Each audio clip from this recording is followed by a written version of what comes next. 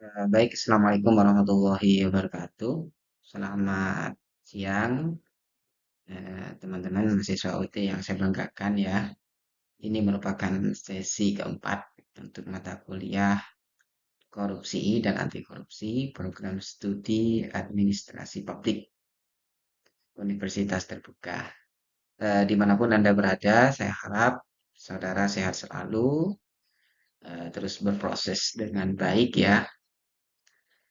Kiranya ada sesuatu yang mungkin harus dikonfirmasi, silakan saudara langsung konfirmasi di kolom chat ya di e-learning atau bisa konfirmasi secara langsung ke saya di email yang sudah saya sebutkan di situ. Baik teman-teman, ini merupakan sesi keempat dengan tema diskusi yaitu pemberantasan korupsi.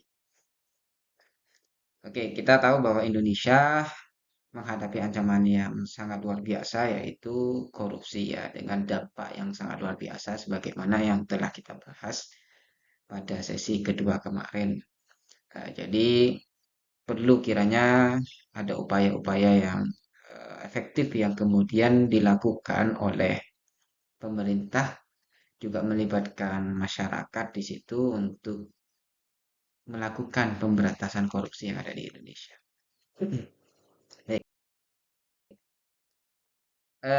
korupsi secara definitif ya mengacu pada Undang-Undang Tindak Pidana Korupsi Undang-Undang Tipikor ya adalah penyalahgunaan kekuasaan untuk keuntungan pribadi atau kelompok yang kemudian memiliki potensi untuk merugikan keuangan negara di situ.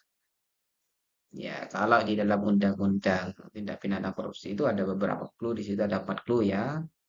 Satu perbuatan yang disengaja dengan tujuan tertentu, kemudian yang kedua merupakan kejahatan. Kemudian yang ketiga itu ada keuntungan baik pribadi atau orang lain. Jadi eh, banyak sekali klaim oleh apa namanya terpidana itu mereka biasanya mengklaim begini, tidak ada kerugian keuntungan secara pribadi yang saya terima gitu kan. Namun secara definitif bukan hanya keuntungan bagi dia sebetulnya, tapi dia menguntungkan orang lain dengan cara yang salah juga masuk kategori korupsi. Situ. Satu contoh misalkan saya pejabat publik di situ, kemudian saya punya rekanan misalkan seorang bisnismen, kemudian apa namanya saya membuat satu kebijakan tentang impor di situ. Kemudian impor itu memang tidak menguntungkan saya secara pribadi, tapi menguntungkan rekanan gitu, atau orang lain gitu ya, bisnismen yang kemudian memang dari awal itu sudah menyalahi aturan perundang-undangan gitu ya, menyalahi prosedur yang berlaku, kemudian ada potensi kerugian negara di situ, maka itu juga bisa disebut korupsi. Ya, maka kita tidak boleh terkecoh dengan klaim-klaim bahwa oh di rekening pribadi itu tidak ada uang masuk sepeser pun gitu ya. Oke, di situ tidak ada uang masuk sepeser pun, tapi di rekening orang gitu ya. Nah, kita tahu bahwa beberapa kasus di Surabaya kemarin memang modus-modus korupsi itu sangat banyak, bahkan modus-modus untuk kemudian menyimpan hasil korupsi itu sangat banyak. Salah satunya adalah harta hasil korupsi itu biasanya dinamakan orang lain dan lain sebagainya gitu ya. Aset-asetnya dinamakan orang lain, misalkan Robicon gitu ya, itu kan dinamakan orang lain dan sebagainya itu. Jadi jangan terkecoh dengan satu klaim bahwa tidak ada keuntungan pribadi yang masuk pada rekening saya. Gitu. Kemudian pemberantasan korupsi adalah upaya sistematis, jadi terukur dia, kemudian terencana dan berkesinambungan. Jadi tidak hanya satu step saja, tapi harus memang melalui beberapa steps gitu ya. Kalau kita mengacu pada teori kemarin atau diskusi kemarin, ya kalau kita membangun suatu budaya pada satu siswa di situ, jangan hanya dibangun budayanya saja. Karena bisa saja mereka suatu saat akan berubah ketika masuk pada satu sistem yang korup gitu. Sehingga sistem itu juga harus didesain sedemikian rupa agar memiliki semacam sistem yang kuat, yang apa namanya transparan dan akuntabel, sehingga budaya itu tetap terjaga gitu kan. Banyak orang yang kemudian dia semenjak menjadi mahasiswa, dia sangat idealis gitu ya, sangat-sangat kritis terhadap pemerintah, sangat-sangat menentang perilaku koruptif. Tapi ketika mereka masuk pada birokrasi gitu ya, malah mereka yang menjadi tersangka korupsi gitu ya. Ya, ya. Dan saya yakin semua orang yang tertangkap sebagai terpidana korupsi dulunya adalah seorang mahasiswa gitu. Jadi dan dulunya juga seorang siswa gitu yang sudah dididik dengan pendidikan kewarganegaraan misalkan untuk menjadi seorang pribadi yang baik. Namun karena sistem yang buruk pada institusi di mana mereka bekerja itu sehingga mereka juga terbawa arus. Ada 3 langkah ya apa namanya pemberantasan korupsi ini. Pertama, mencegah tindak korupsi ya. Eh, Tidak hanya pemerintah tapi juga masyarakat yang harus mencegah di situ.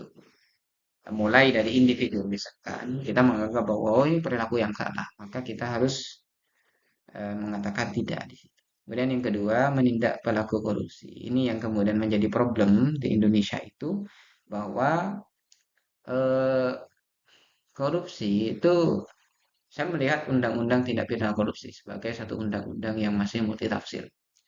Padahal undang-undang itu tidak boleh multitafsir. Satu pasal misalkan yang mengatakan bahwa dalam hal tindak pidana korupsi itu dilakukan ketika negara mengalami bencana dan sebagainya, maka pelakunya dapat dihukum dengan hukuman mati.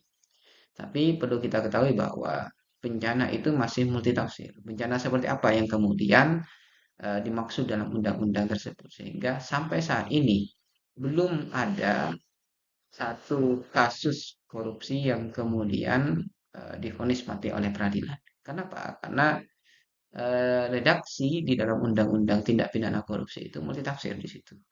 Ya. Kemudian yang nomor 3, memulihkan kerugian negara masyarakat ya. Saya rasa undang-undang perampasan aset rancangannya itu merupakan satu terobosan di situ, di mana pemerintah harus apa namanya memberikan suatu punishment yaitu perampasan aset untuk kemudian bisa memulihkan kerugian negara. Kita tahu bahwa selama ini antara denda yang diberikan oleh dijatuhkan oleh peradilan dengan kerugian negara itu tidak sebanding ya.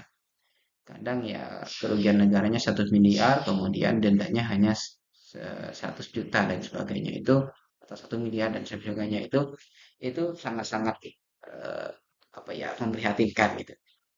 Tujuannya satu menciptakan pemerintah yang bersih dan berwibawa, kemudian yang kedua meningkatkan kepercayaan masyarakat ya, kemudian yang ketiga mendorong pembangunan berkeadilan. Landasan hukum di Indonesia ada Undang-Undang Nomor 31 Tahun 1999, Yunto Undang-Undang Nomor 20 Tahun 2001 dibantu oleh peran KPK, kepolisian dan kejaksaan. Jadi tindak pidana korupsi di Indonesia itu bukan hanya harus apa ya melibatkan satu instansi yang namanya KPK, tapi juga melalui kepolisian, misal kejaksaan juga bisa. Ya saya rasa harus ada sinergi gitu ya. Ada juga harus melibatkan masyarakat nih, karena kalau masyarakat tidak dilibatkan, ya, masyarakatlah yang kemudian memiliki kontrol yang sangat luas di situ. KPK hanya kontrol pada beberapa instansi saja. Dan itu juga tidak bisa mencakup instansi yang paling bawah, misalkan untuk tingkat desa itu ya.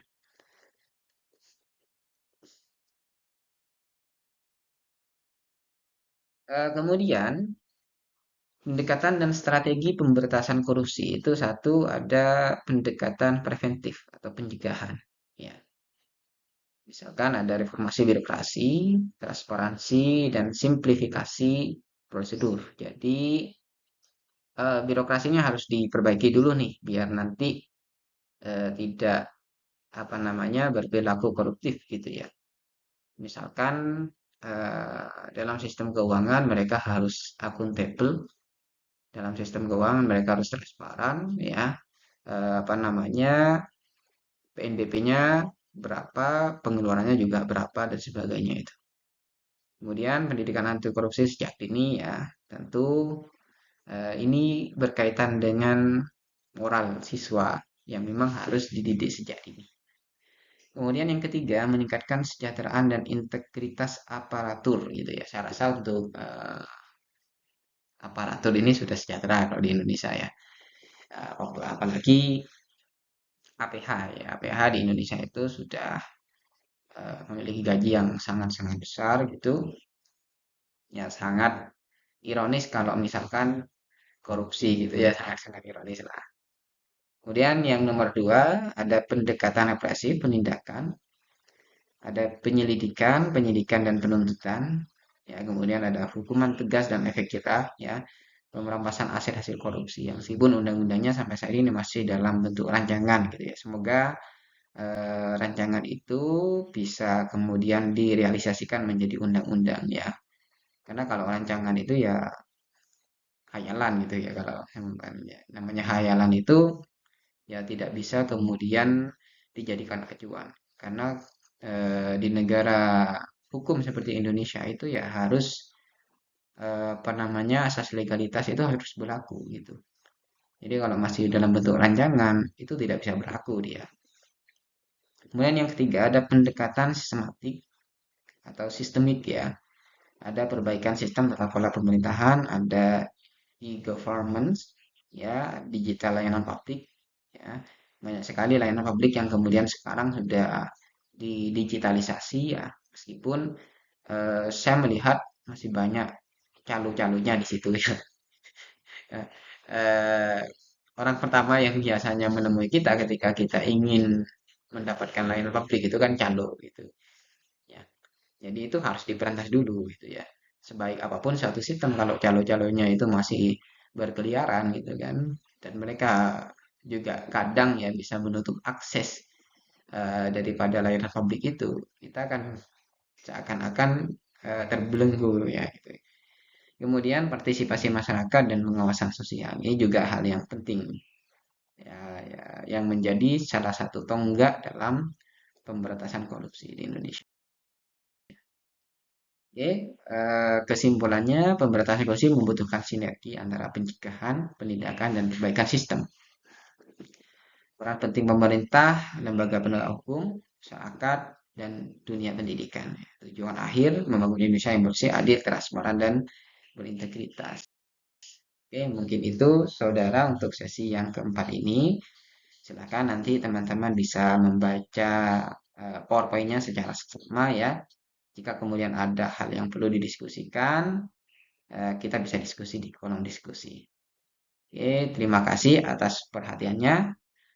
Selamat siang, salam sejahtera untuk kita semua. Saya Heri, Assalamualaikum warahmatullahi wabarakatuh.